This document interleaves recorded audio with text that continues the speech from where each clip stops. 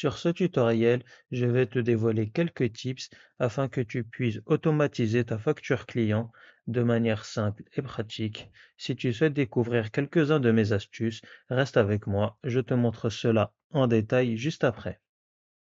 Avant que je n'entame ce tutoriel, n'hésite surtout pas à liker ce contenu et si ce n'est pas encore fait, à t'abonner à ma chaîne. Et donc, je vais te dévoiler quelques fonctions et quelques fonctionnalités afin que tu puisses automatiser ta facture client.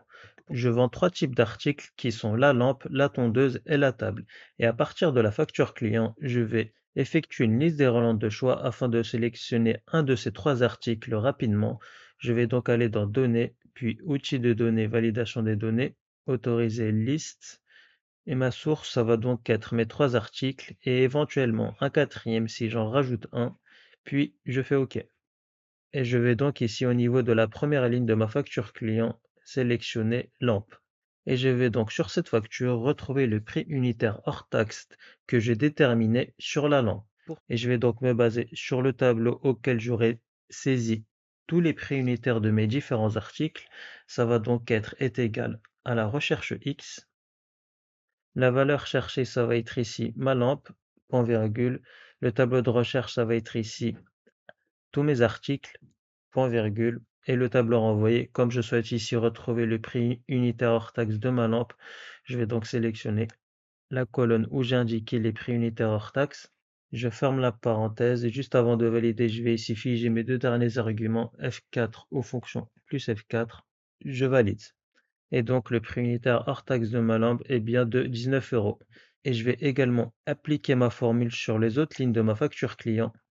Et donc, étant donné que je n'aurai pour le moment sélectionné aucun article sur ces trois cellules, j'aurai pour le moment un résultat de 0 euros. Et pour éviter d'avoir ce type de résultat dans une facture client, surtout si je ne vends qu'un seul article à mon client, je vais appliquer une condition, donc rajouter une fonction si avant ma recherche X donc, est égal à si.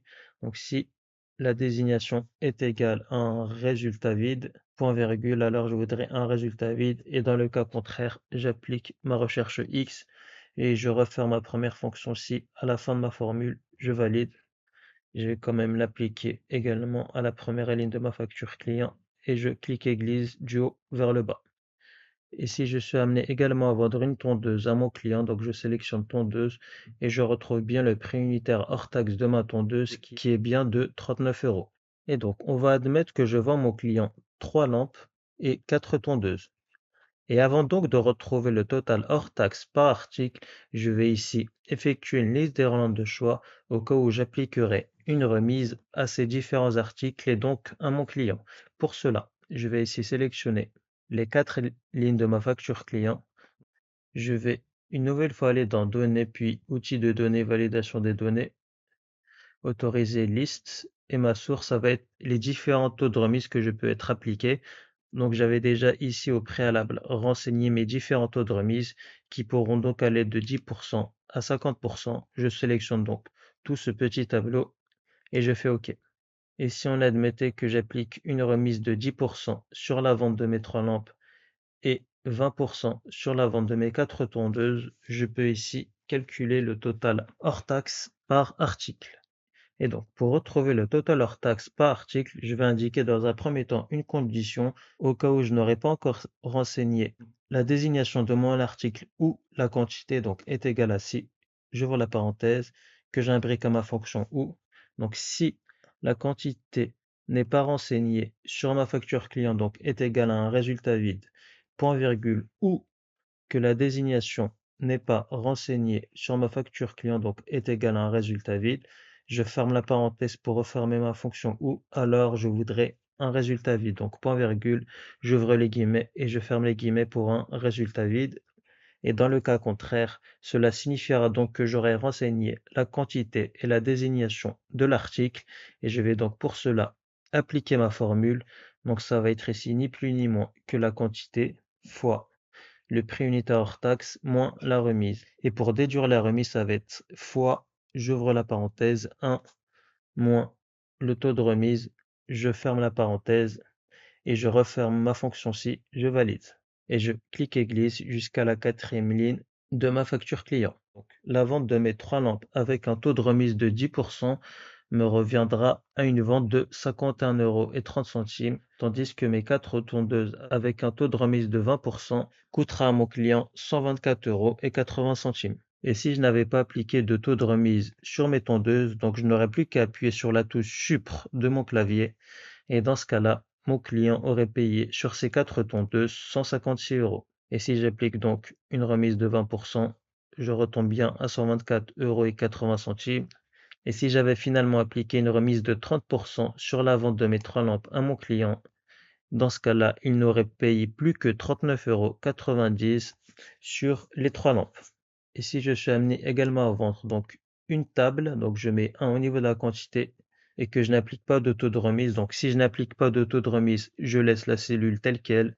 Dans ce cas-là, mon client payera bien 59 euros, ce qui reviendra bien au prix unitaire hors taxe de la table. Petite parenthèse avant de reprendre ce tutoriel, j'ai réalisé une formation intitulée Formation Express Excel qui te permettra d'atteindre un niveau avancé sur Excel en quelques semaines. Si tu souhaites donc rejoindre ma formation Express Excel afin de définitivement passer un cap dans ta maîtrise d'Excel, tu n'auras plus qu'à cliquer sur le lien en description.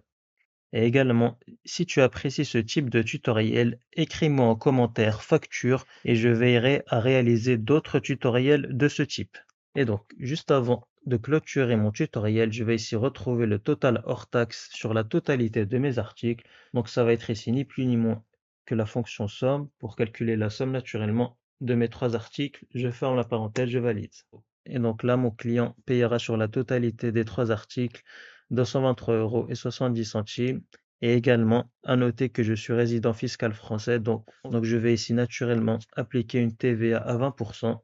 Et pour retrouver le montant de la TVA, ça va être est égal aux 223 euros fois les 20% que j'ai déjà au préalable renseigné. Donc pour ce type d'article, la TVA est bien à 20%. Pour d'autres articles, notamment dans le secteur de la restauration, dans le secteur alimentaire, la TVA variera à 5,5% ou 10%. Mais dans ce cas de figure, je suis bien à 20%, je fais entrer. Et pour retrouver le total TTC, ça va être ici est égal à 223 euros plus le montant de la TVA et je valide. Et donc, mon client payera sur sa facture 268,44 €. Et petite information également, j'effectuerai une deuxième partie pour l'automatisation d'une facture client où je vais automatiser une ligne d'acompte sur une facture client et également une ligne sur les frais de port. Donc, je ne vais pas prolonger ce tutoriel qui, je pense, est déjà assez long. J'effectuerai donc une deuxième partie de ce tutoriel qui sera, je pense, publié dans les prochains jours ou dans les prochaines semaines, je pense dans les 2-3 semaines. Donc, si tu ne veux pas manquer la deuxième partie de ce tutoriel, n'hésite surtout pas à t'abonner et à cliquer sur la cloche. Et si ce tutoriel t'a plu, n'hésite pas à liker ce contenu.